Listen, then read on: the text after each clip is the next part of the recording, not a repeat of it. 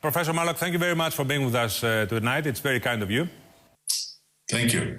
Let me ask you, first of all, what do you think of Donald Trump as a president so far? And what do you think about the world reaction to his presidency so far? Well, of course, he was elected by the American people. He's not a candidate that ran to run a world government. So I think he's putting America first. And I think most people are saying he's very active. He's making significant changes and taking down the legacy of President Obama. So it's a radically different American political operation than we had in the last 8 years. Can I ask you, how did you cross paths with him, personally and intellectually, if you want? I met him over 20 years ago in Florida, in Palm Beach, where he was very active and actually remains active in philanthropy and charitable events, golf tournaments and black tie dinners to raise money, mostly for medical causes. Well, I think that Donald Trump is a doer. So he, of course, is a real estate magnate and a builder, and he is not a political actor. He never held political office, so he's really very much like, if you can imagine this, a businessman or a chief executive taking power. He makes lists, and he tries to fulfill the promises that he keeps on those lists. It's very much like a builder building a house. Let me ask you now, do you think the Eurozone as a whole is going to survive? What's your own assessment? Well, I think there certainly will be a Europe. Whether the Eurozone survives, I think is very much a question that is on the agenda. We've had the exit of the United Kingdom. There are elections in other European countries. So I think it's something that will be determined over the course of the next year and a half. I think it is interesting, from the perspective of Greece is, why is Greece again on the brink? It seems like a deja vu. Will it ever end? I think this time I would have to say that the odds are higher that Greece itself will break out of the euro. But, you said that the other day on an interview with Bloomberg and has created quite a bit of stir here. The thing is, I don't know how much you know about the Greek economy, but it's definitely not self-sufficient. We have to import even basic things like food in order to survive. How do you see Greece outside the Eurozone dealing with this kind of situation? Well, I think it may be a necessity. It's a good question. Why? To put the question why first, not how.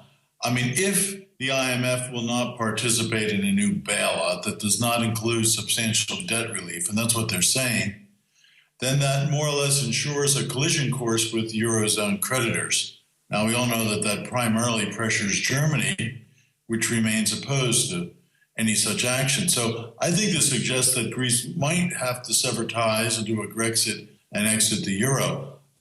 So that's the first fact. I think if you look at the reality, the situation is basically unfolding in a certain direction. What comes afterwards, I think, is a very interesting and important question. I think we have to face some facts. The first one is that the harsh austerity programs have been a complete failure. I've traveled to Greece. I know lots of Greek people. I have academic friends in Greece. And they say that these austerity plans are really deeply hurting the Greek people and that the situation is simply unsustainable. So you might have to ask the question if what comes next could possibly be worse than what's happening now. But do you think there's any chance that the US, given the circumstances, would ever finance Greek needs in the first couple of years? Because there's definitely going to be a deficit in the beginning. And we also have, as you know, security requirements, the neighborhood being what it is.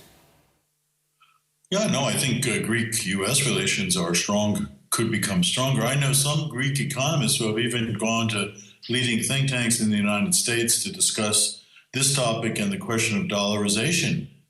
Such a topic, of course, freaks out the Germans because they really don't want to hear such ideas.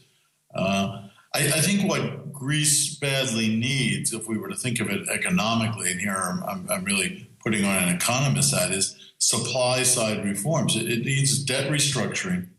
It really needs debt relief. and I know people in Europe don't want to hear that, but these new plans should probably happen under the IMF or the World Bank, and they need to reduce the debt overhang. And that means, frankly, something that people in Germany and elsewhere have not been able to accept. That means a haircut to the lenders and to the banks in Germany, and probably, at least in my perspective, a return to the drachma. So the problem then is who and how will you manage that transition, to avoid all the chaos and all the instability. Very, very major question, I think, on the immediate horizon. Now, let me ask you, because, your statements carry quite a heavy weight, because, among other things, you've been rumored to be the next U.S. ambassador to the EU. So let me ask you, first of all, is that definitely going to happen, the nomination, or is that something that's still in the works? Well, it's certainly in the works. It's a decision that's made by the president himself. I have obviously interviewed and talked to the transition team, so we're waiting on the announcement. And let me ask you, because, it should be clear, to our audience and to opinion makers here in Athens. When you express this opinion about, us going back to the drachma and so on, is this something which is sort of authorized by the Trump administration? Is this a Trump position, in other words? Well, it's not something that I have discussed at all with President Trump or the State Department or anyone in the Treasury. But, I would remind your audience that no one less than President Trump himself about a year ago tweeted, and I would quote that, "The Greeks are wasting their time in the Eurozone." So you have it directly from the person. You don't need an intermediary. I personally think he was right. I'd also say that this probably should have been instigated 4 years ago, frankly. It probably would have been easier or simpler to do. So I also look at the polls, and in Greece, I'm actually, moderately surprised to see that now the majority of Greek citizens themselves in a recent poll say that it was wrong to join the euro in the first place. Now you can't put it back in time, but the question is, what does it look like going forward? But if you look at some recent polls, also the overwhelming majority is still supporting the euro, not the drachma, not the return to the drachma, at this point. Well, I guess the polling that I've seen recently suggests otherwise. Maybe there's some ambivalence in polling, and maybe we shouldn't put too much stock in any given poll. And let me also ask you, what do you think the U.S. Position should be on whether the IMF should remain in the Greek program? There's a very important board meeting going on tonight when we're doing this interview. And what do you think the U.S. official position is going to be with this new administration on that? Well, we'll see if it changes. My sense is that over time it could change, and that the U.S. is going to basically push the IMF in the direction of the kinds of reforms I've been suggesting, and a more substantial debt restructuring, including debt relief. And if you spoke to the Greek Prime Minister, what kind of advice would you give him? Because one side is what you're saying about the debt relief and so on, but you're also talking about some very drastic reforms within the country. Isn't that the case? Or? Well, we've been through this, it seems like, 4 or 5 times. So I would ask the question, again, as an economist, a market-based economist, how can we get growth to return to the Greek economy? That should be the goal. How can you increase private sector activity? How can you actually bring about tax reduction? How can you instigate more private-public partnerships? How can you make the Greek economy more competitive? That would be the set of questions I'd be asking. They're not really politicized questions. Those are economic questions. But frankly, I don't see how you do that inside a euro that's tilted towards other players in Central Europe and Germany. And out of curiosity, have you met any Greek politicians that you have discussed this with?